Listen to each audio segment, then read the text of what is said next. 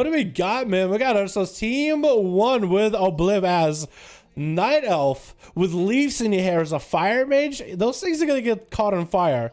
I'm telling you right now, dude.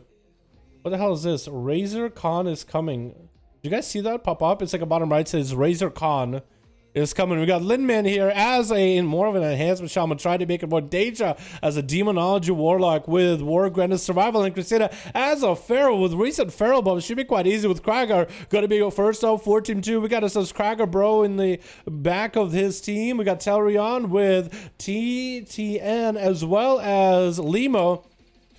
With Kragar pushing out first versus what looks like is going to be Christina 1 and 5. But it looks like Christina landing that opener onto Kragar. It's going to be a long game. Trying to go for the big bite. Huge damage. Bursting through the Zod streak and Safeguard streak and proccing for Kragar immediately with the ritual follow. Crucible actually able to manage himself one small heal at the very last second. What was that burst? The Feral just got buffed today on PTR.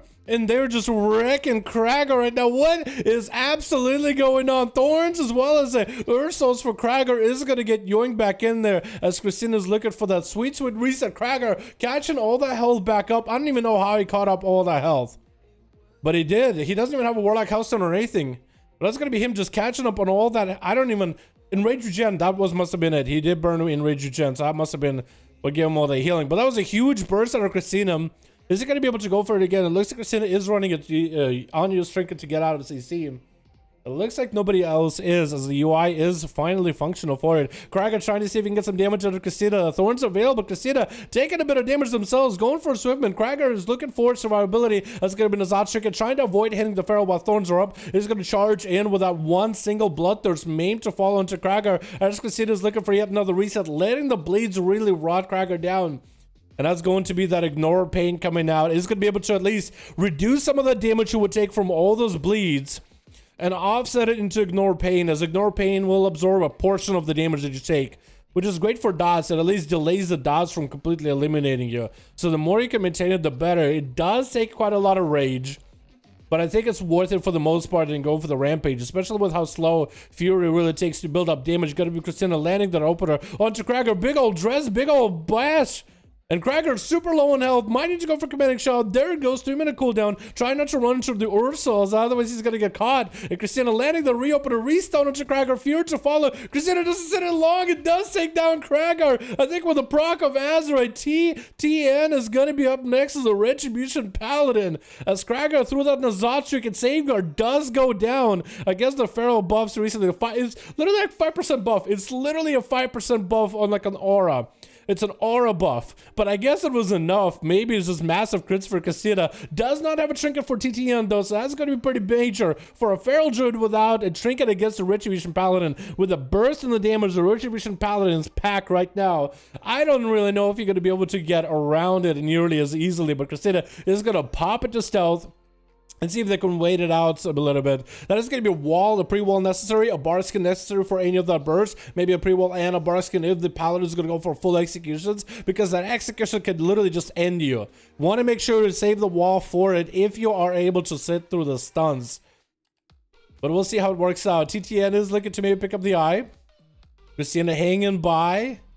Is going to open as soon as the eye is picked up. Needs to go in there because CTN is going to find him either way. Gonna go for the big old bite, big dress with a Crucible burning through. Shield of Vengeance bubble coming out of TTN immediately. Christina just got himself the big one-shot slammer, jammer, dropping down wings, trying to chase him. Christina does hit him with a slow. Thorns were up on Christina. Does throw a Crucible himself. There is going to be double Crucible again thrown in. Christina with a Judgment to follow, still has a lot of damage available. Ursos is going to slow him down. The Hand of Freedom isn't going to stop the yoink back, and that's going to be Christina eating an Executor's Sentence from a distance. Is that going to be big damage? That is going to be huge damage. What was that damage? That was not even like a beefed up Executor's Sentence. Bark's going to be available. Christina might still be down for the counter, but TTN does go down as the Paladin damage is simply out of this world right now. Absolutely. I didn't even look like he hit him that hard. While the Executor's Sentence was up, it really didn't look like he had much going on. But apparently he did. Limit is going to be up next as Enhancement Shaman. And that's going to be a Tempest Verdict, literally cutting his health and like 25% of it just out.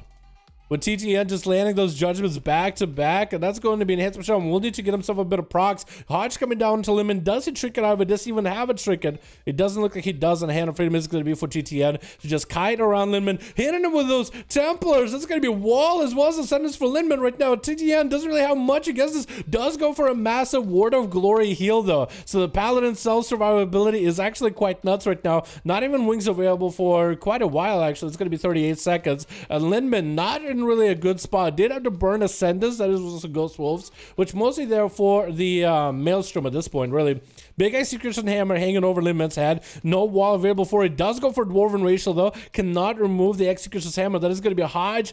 Does reduce a lot of that damage though. That was a lot of Execution Settings that just didn't get to pop. Linman though slowed down. Just got in the clutches of GTN. Does not want to break the Shield of Vengeance. That thing is going to break either way. Linman is in Ghost Wolf trying to see if he can recover, but that's going to be the Slay from TTN comes out right after.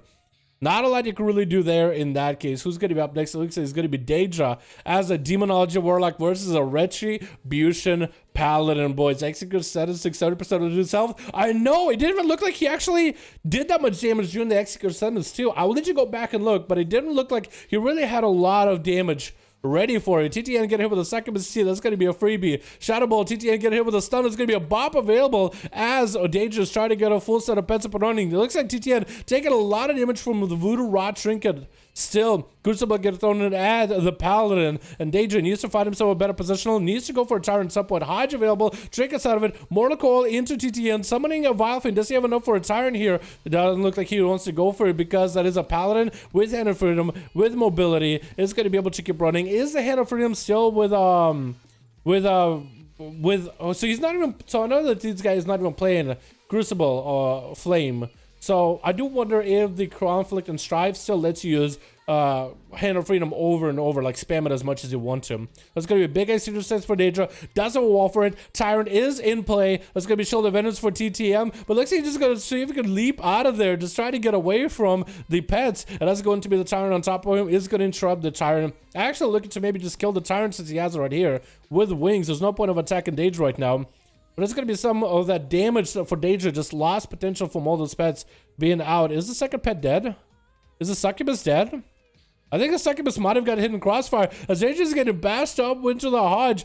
Does he have anything to do here? It's going to be a Mortal Coil into a port. Needs to resummon a Shavara. Does he go for the quick summon? Does have to go for a quick summon.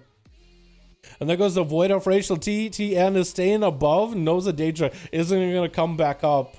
Unless he makes a mistake here. Daedra doesn't really have a lot of health to work for. And that's a Judgment with the Crucible. That honestly might be the end here with a couple more globals. I don't really know what you could do against the Paladin in that regard. Succubus CC does separate these two. Daedra is still dying to dots, I think. Is he going to die just to damage over time? Barely escaping with a sliver of his health, but the Paladin is just relentless. I don't even know what killed him just now. Was that just a final verdict around the corner? That seemed kind of BM. Breath getting missed by Obliv. Does he have the blink for this? He does. I think try to blink maybe? Doesn't look like he blinked. Maybe there was a trick. Execute status is on Obliv. Gonna take a bit of damage here. Not the most though. So this is one of those things that I don't understand with Paladin. Sometimes it feels like the Execute sentence hammer is just gonna do the most amount of damage. But sometimes it doesn't really do much. And that's gonna be TTN getting blasted right now. Lots of Pyro Blast damage. The Fire Mage. Ooh!